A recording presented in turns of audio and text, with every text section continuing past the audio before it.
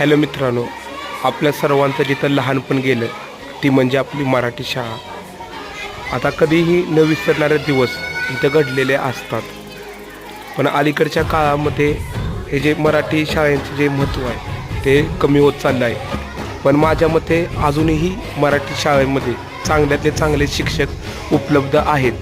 फक्त आपण आपला दृष्टिकोन बदललेला आहे. त्यामुळं हे सर्व आपल्याला वाटत आहे.